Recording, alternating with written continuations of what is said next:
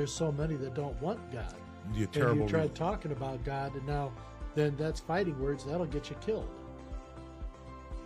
Yeah, they don't want God, but the loss of their souls is extreme. They don't feel they have a soul. That's fine, and that's free will. We got these godless, soulless people. Yeah, well, but they're godless. They're not soulless.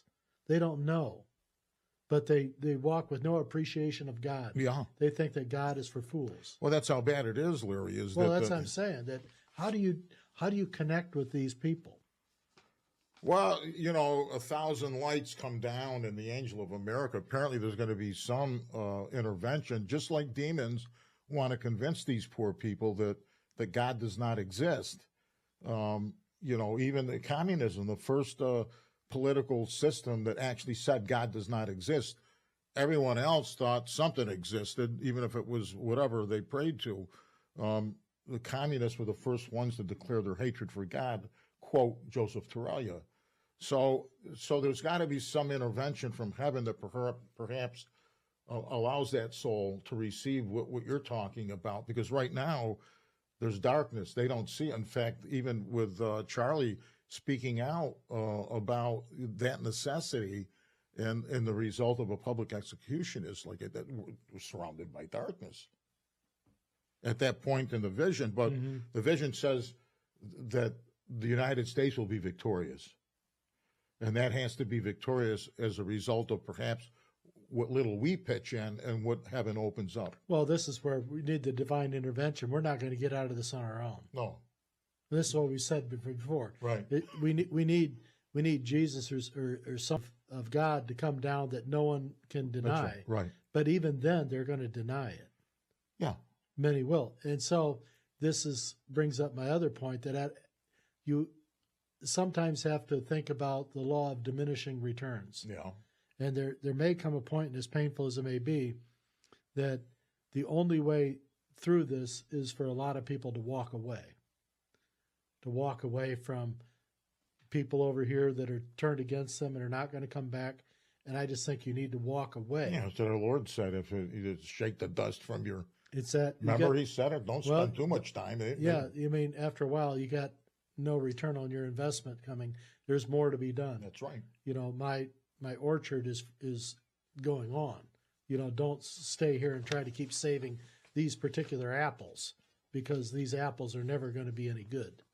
And I will reject them for my pie or whatever it is. They're not going to meet my needs. And this is where I think the problem is going to come in with the Christian empathy, because they all say, everyone, well, not everyone. No, that's right. You got to defend yourself. Is going to be saved. You can't invite darkness into your family or into your church. Our Lord said you can't serve, two masters. Yeah. So they say, well, you're not being Christian. No, you're being Christian, but you're also you're commissioned to protect your family and to defend Christ as the King. Right. That is being Christian. That's being Christian, not making believe that we're going to pray that, the 15% of the Muslim maniacs or the Islamic maniacs are going to, hug you. No, that's the last thing. They don't even want to talk to you. Right. They don't even really want to talk to you. So the levels of darkness, multiple levels.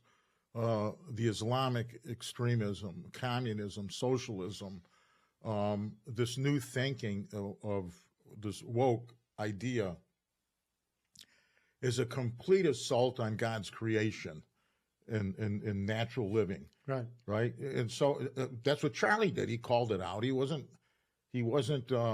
being mean to them. He was just simply stating the truth. And of course, they decided they didn't want to hear the truth, and they wanted to take him out. But I think the levels of evil, enter into. Even the Catholic Church is involved in these nefarious things of taking money from the government. Taking $9 billion from the government and bringing ushering children. all these people in and they don't know where they're at. They don't know where they're at. Okay, so they're we doing go. Human trafficking. Yeah. But they thought they were doing the right thing. They thought, right. Well, we're helping these people out. Well, we want to help them out. Help them out at home. Right. Help them out, because all you're doing is you're depleting the resources, and you're hurting everyone else in their village or town That's or their right. family. Right. Who they should be there. You want to help people out, help them learn to live. Don't bring them here and then say we can fix you here, because no, all you did was create another problem in another group of people who are being oppressed and shut down. You know, that being the economic slaves. You never open your borders and have a horde of people, I don't care who they are, come into your nation. Ever. That's why they have borders. And that's what nations are, borders. It's and so you never do that. So then you have to ask only in times of war. In times of war, great migrations happen. That may, yeah, well, sure. It's natural during the exodus of great wartime efforts that people will get the hell out. They'll skedaddle. They'll try to get out, right? And that's when great migrations happen.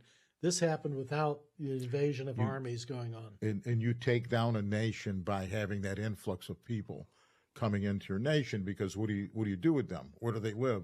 Well, it happens worse when they don't assimilate. And you were talking about how your forefathers came over. Oh, sure, they had and assimilate. they gave up old the language. Yeah, don't teach the kids we're Italian. Americans now. We're going to be Americans. We're Americans. And there's a difference that happens in that mindset. But we had all these people come in, and they're not wanting to be Americans. They don't want anything to do with it. All they want is the money and the gifts and the power and the access, and stay away because we're going to do it our way. And the intent is to take down the middle class, the bourgeoisie. This was people think, Russia, when they became communism, they said, the bourgeoisie, we're going to take them down. And I finally looked it up, and it doesn't mean take down the money people, the elite. Mm-mm.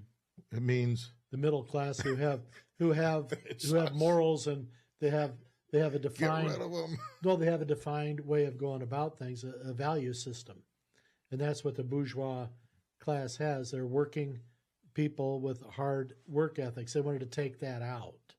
It's amazing, because that gave people hope that they could work their way out of a bad situation. They're just going to say, "Nope, this is a situation.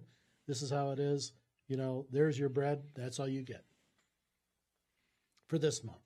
Or whatever it may be. I mean, so we got levels of the strength is in the middle class. Yeah, these people who have real strong faith and values and have a moral system about them. Well, the middle class in the United States is the only one that can raise an army of middle class people that are fully armed and capable of raising an army of 50 million people. I don't know how many males. Well, I don't know if we're going to need 50 million people anymore. So much technology, it's not so much guns, boots on the ground so much as it is, neutron weapons. Right. We'll deliver it from above. That's a problem. And the casualty rate's going to be high in that particular impact zone, but, the cleanup is going to be a lot easier. But, we don't want to be into that, but this is what humans do. This is what we've done all throughout our existence. Terrible. Is we've never gotten along and probably never will. No. Not with our own methods here. We were talking, Jesus came down and had 12 men to work with. 11 of them made it through the cut. And they were supposed to build this church. But Jesus' idea of a church is not what men have built. I would submit that. Not at this I don't time. think Jesus ever thought, I don't think the apostles ever thought there would be this central, order, power, control thing that had so much accumulation of wealth that it needs to make investments. This goes completely against the Jesus method. No, absolutely. Was to have investments. This was completely against how he taught his apostles to go about things. And these investments and these desires for building, hat racks and, bigger, greater, cathedrals, although they're wonderful to behold, but this isn't the measurement that Jesus is using to look at us. He doesn't care about the bricks and the mortar. He cares about this. Yeah. In fact, he even said that he doesn't need the cathedrals and all. He said, if they deny me, for the sacrifice of the Mass, and he even said that It's not a problem. I will come to you in the Eucharist in a mystical way, and you will be my living and walking cathedrals. So the people in the indwelling of God in their hearts and souls is what's important, not the building, or how much money or the statuary, which is fine, but now they're using that as a front. I mean, it's a good mousetrap, using that as a front while they do nefarious things. And that's your, the measurement that they're using your success as a church against. Oh, look what we did. Well, how many, babies did you save? How many families did you change that weren't Catholic and coming here? How many of those did you make a difference in? How many did you go out and evangelize to come? At least they may not come to Catholicism, and that's fine. Just come to Jesus. Right, that's right. It's like I say with this. I'm not sitting there telling anyone who's watching this that you need to be Catholic. I just want you to be a good person. Right. I'll start with that. That's right. That's basics, right? Let's start off with that, having a deep conscience about things and be responsible. I'll take that as a starting point to purity. A simple act of real charity or kindness and love covers a multitude of sins. So he has a way of measuring, virtue, people that are in action for him, as opposed to the buildings and things that are meaningless. My son asked me, Dad, what do you think about Pope Leo? I said, I don't buy into him. I said, I don't buy into the guy. He's not doing the things that are necessary.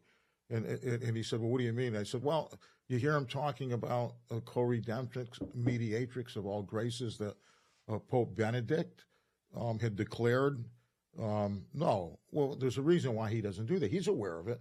He's aware. If I'm aware of it, he's aware of the nun and the last will and testament. That was right. He's aware of that. I mean, so why hasn't he commented on it? Especially our Blessed Mother, because he's a modernist. He thinks that they're going to bring peace into the world, just like Pope Pius XII. I want to be known as the Peace Pope. Well, how about starting with consecrating Russia? And it's too late. We're already into World War II. They don't get it. They're telling you something. Do it. What do you got to lose? A beautiful insurance policy. But I said, Rocco, no. Because they deny that, Our Lady, and that dogma, they're telling us something. They're on a different track.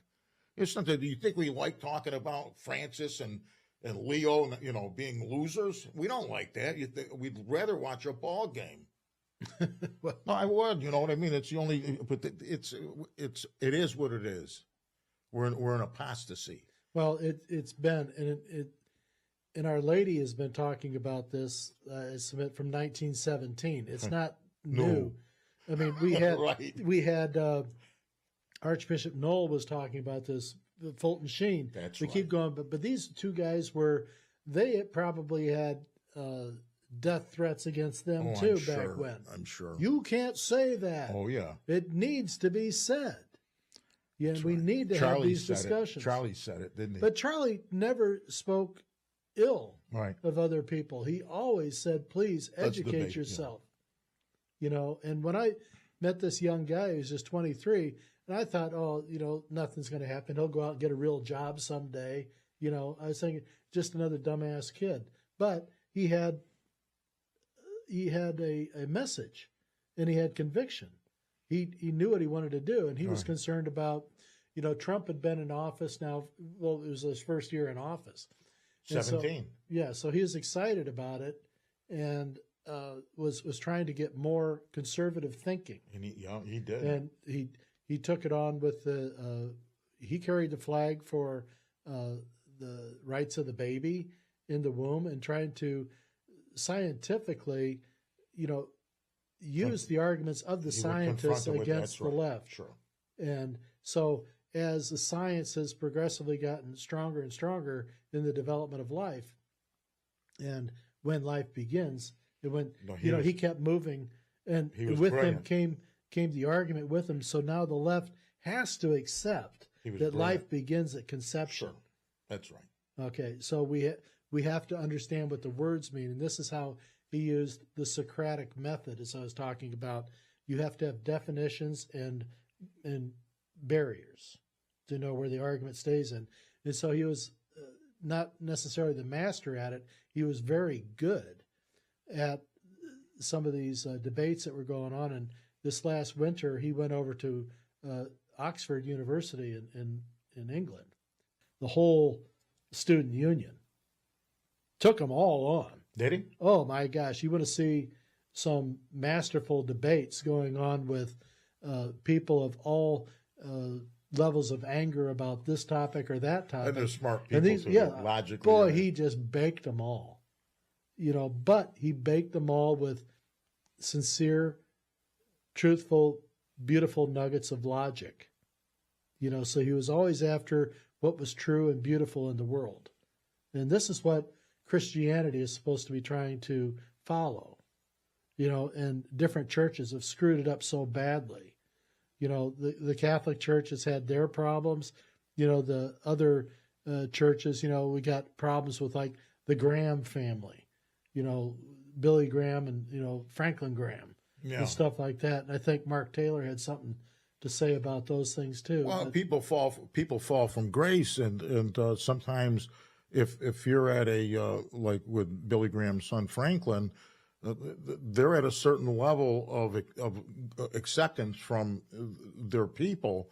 The Protestants look to them as major players in defending Christ and of exporting Christ to the world. And sure, they are, and they have been. The question is, what do we, if we fall from grace, what does that look like? And it's like are they now really representing Christ, or are they representing something else? Like our Catholic Charities. At one time, they represented a foundational, pivotal of a root type of helping. But now it's gone into more systemic, and it's gone into a more of a industrial, using airplanes and other travel things to move people towards the area who really aren't under attack. All they are is they're looking for a better life, making more money someplace else, with not any regard to try to help that area they go into. Right. They want to send it all away and just take what they can. Right. And they're thinking this is a land of too much, surplus. There's plenty for everybody. They keep saying, well, who's going to pay for it? Oh, we don't worry about that. And this is what power does. Power corrupts. And so these people are in there. And, Catholic Charities does good stuff. Western Charities does good stuff. But they also did a lot of bad stuff. And they won't admit to it. All right.